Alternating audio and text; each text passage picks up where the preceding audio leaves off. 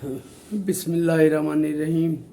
अस्सलाम वालेकुम मेरे दोस्तों, साथियों, भाइयों बहनों, नौजवानों।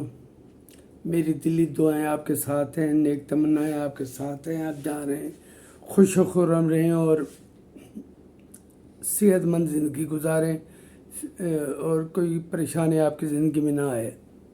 आमीन।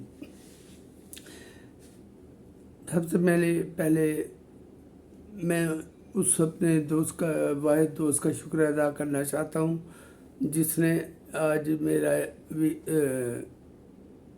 यूट्यूब चैनल सब्सक्राइब किया।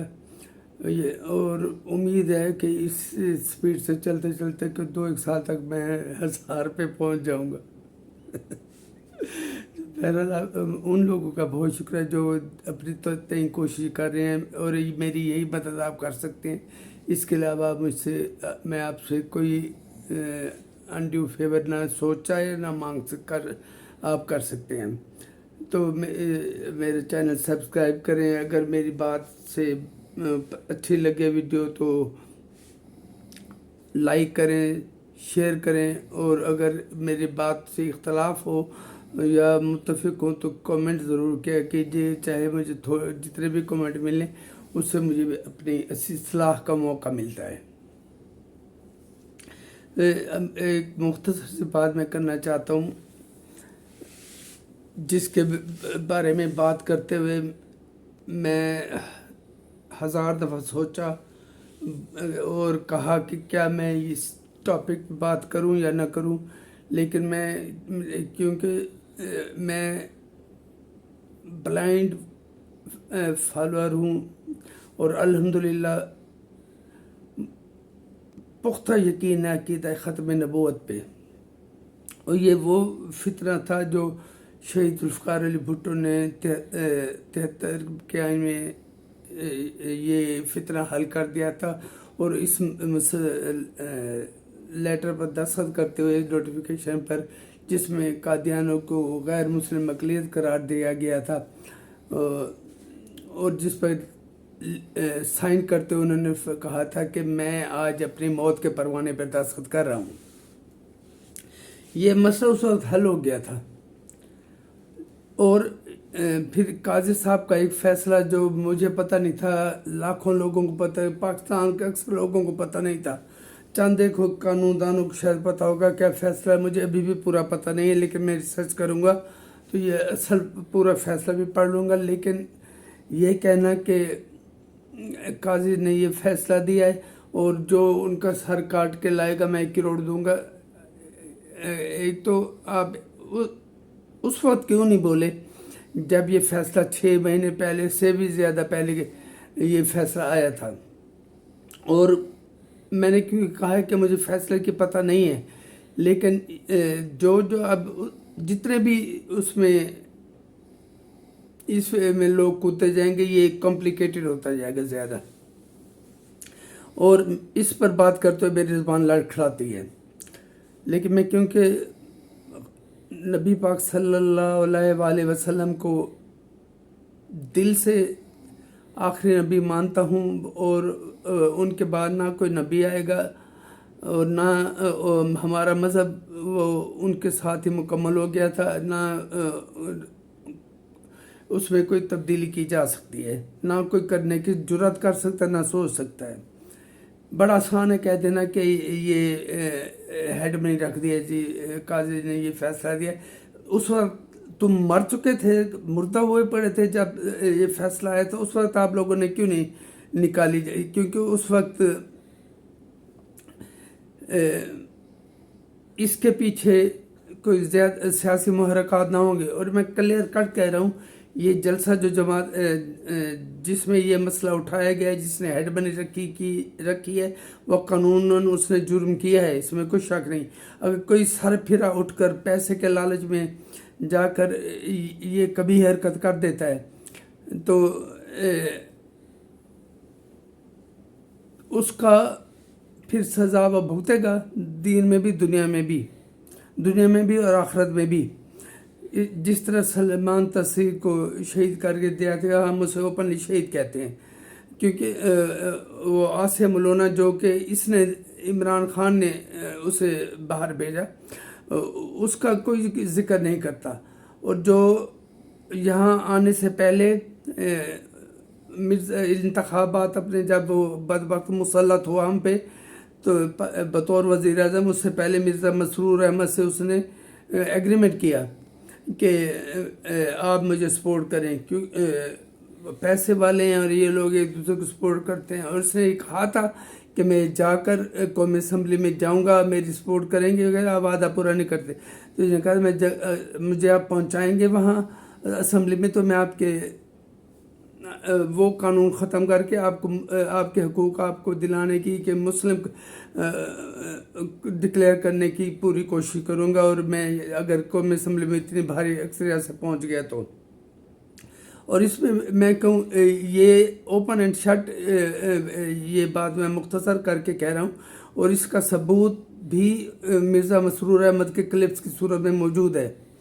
اس وقت کسی کی نبی پاک کی محبت نہیں جاگی جب لنگڑا شیطان وزیر اعظم تھا، اور وہ جو نعوذ باللہ یہ کہتا تھا اللہ مجھے معاف کرے کہ نبی پاک پر وحی نازل نہ ہوئی تو وہ کہنے لگے کہ خدا نہ خواستہ نعوذ باللہ میں پاگل ہو رہا ہوں، اور مجھے پتہ نہیں کہ مجھ پہ وحی کیوں نہیں آ رہی۔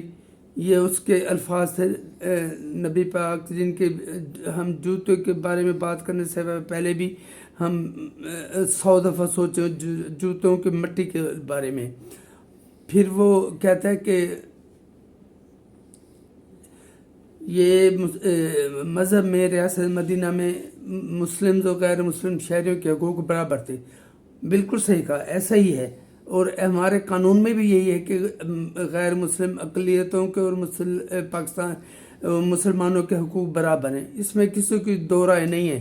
لیکن جب اس سے سوال پوچھا گیا کہ آپ قادیانیت کے بارے میں کہتے ہیں حقوق دیکھیں سب کے برابر ہیں، چاہے وہ عیسائی ہوں، چاہے وہ یہودی ہوں یا ہندو ہوں، جو ہمارے کیونکہ ہم ریاست مدینہ کو فالو کرتے ہیں، جو ریاست مدینہ آپ نے بنائی نا زمان پارک میں اور ڈی چوک پہ، وہ دنیا نے دیکھ لی، تو ہم اس کو فالو کرتے ہیں، تو وہاں حقوق برابر تھے تو یہاں بھی برابر ہے۔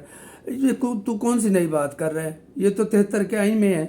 لیکن پھر جب اسے میں یہ نہیں مانتا کہ جو نبی پاک پہ صلی اللہ علیہ وآلہ وسلم پہ کو آخری نبی نہیں مانتا وہ مسلمان نہیں ہے، اور میں کلمہ بھر کر میں نے کئی دفعہ نبی کا نام لیا، یہ اس نے انٹرویو میں یہ کہا تھا، اور میں نے وہ سینکڑوں بار سنا تھا، اور اب اس پر بعد میں کیونکہ یہودیوں کا پیسہ لگ رہا ہے نا، اس میں بعد میں اب آنے لگا ہے، جب یہ وزیر اعظم بنا اس کے بعد یہ 14 میں شاید یہ 10 سال پہلے اس نے یہ انٹرویو میں کہا تھا، پھر اس کے بعد یہ ان کی مدد لینے کی کوشش کرتا رہا، اور پھر اس نے کوشش بھی کی، اور شفقت محمود کا بیان ہے کہ ختم نبوت کے قانون میں ترمیم کرنے کے لیے عمران خان نے مجھے کہا تھا نواز شریف کے دور میں، اور وہ ترمیم ہم نے تیار کی تھی، لیکن پھر وہ ان کی اتنی جرأت نہیں تھی کہ اس میں زیر زبر بھی اوپر نیچے کر سکیں اس قانون میں۔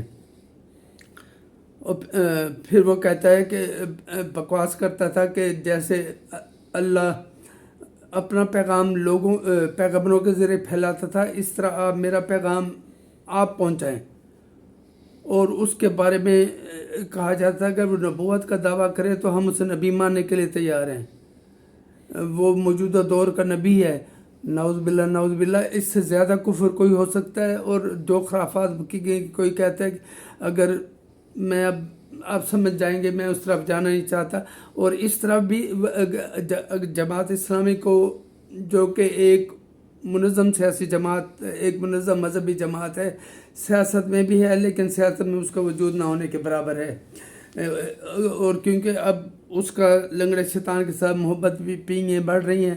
مولانا بھی اب چپ ہے، کیوں نہیں بولتے مولانا کہ اس مسئلے پہ ہمارے قانون میں اس طرح کے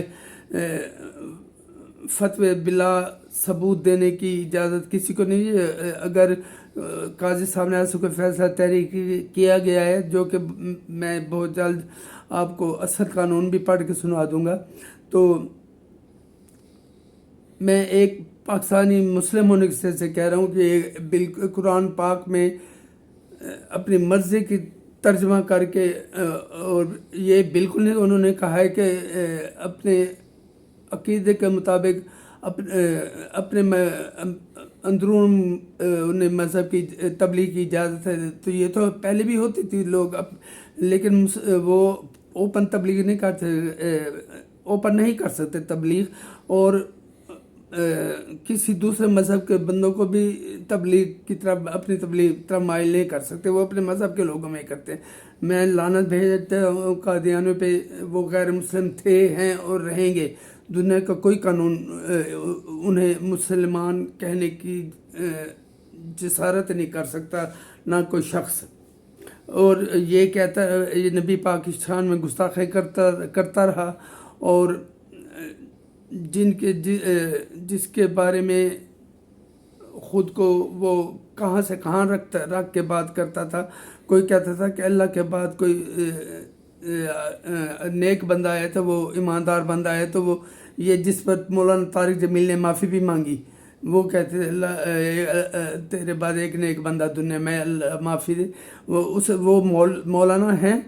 میں اسے عالم بھی نہیں مانتا جو پیسے کے پیچھے بک جائے اور پھر ایک ایسے بندے کو اللہ کے بعد قرار دے دے جو کہ دنیا کا ہر عیب اس میں ہے، بد کردار ہے، بد نام ہے، بد عقل ہے، سب کچھ جو بد اس کا لگا سکتے ہیں اس میں ہے.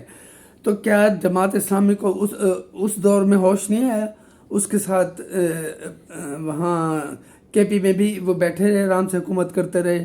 اور اب بھی کیونکہ جماعت اسلامی کے جلسے میں ایک دو بندے اس کے آ گئے ہیں تو جماعت اسلامی کی محبت اس کے دل میں جاگ گئی ہے، اس کے دل میں جماعت اسلامی میں اس کی محبت جاگی ہے، اس کے دل میں جماعت اسلامی کی محبت جاگی ہے.